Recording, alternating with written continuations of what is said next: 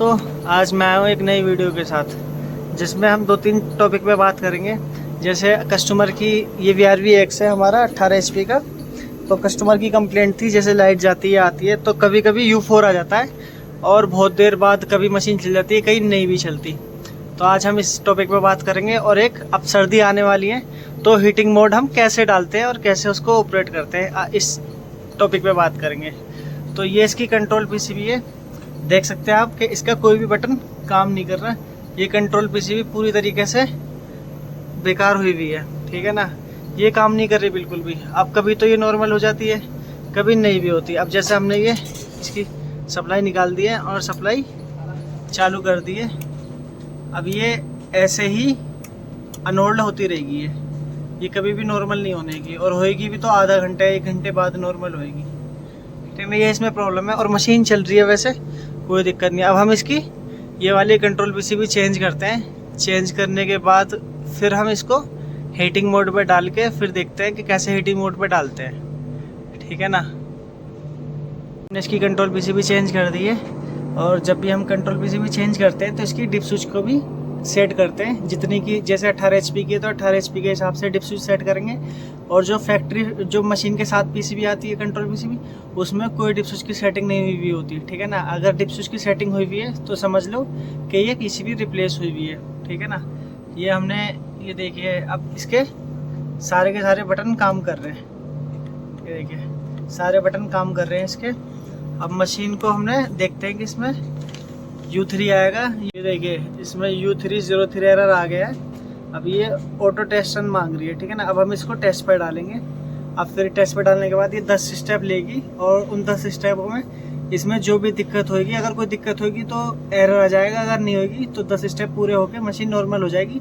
फिर हम इसको नॉर्मल चला सकते हैं। अब हम इसको डालते हैं टेस्ट पे।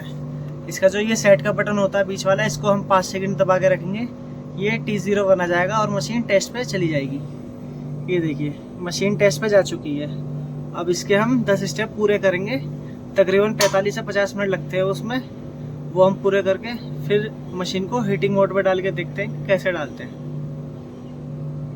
अब ये देखिए, अब हमने टेस्ट पूरा कंप्लीट कर चुके हैं और मशीन भी नॉर्मल हो चुकी है, ठीक है।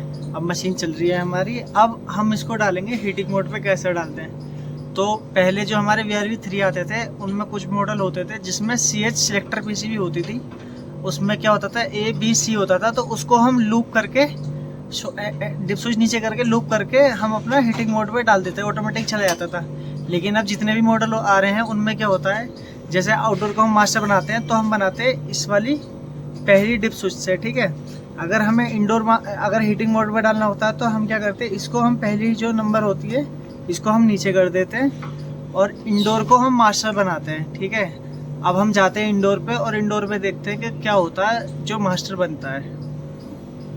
देखिए दोस्तों, अब ये जब भी हम इंडोर मास्टर बनाएंगे तो जैसे डिप स्विच हमने आउटडोर के नीचे कर दी तो ये ग्रीन लाइट ब्लिंक करती है, ठीक है।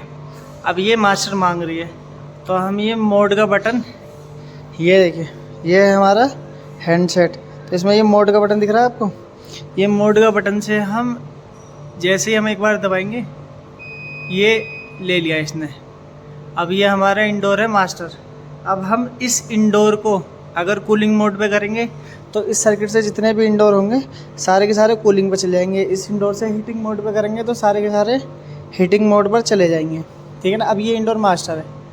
अब ऐसे ही हम हीटिंग मोड पे डालते हैं, ठीक है दोस्तों।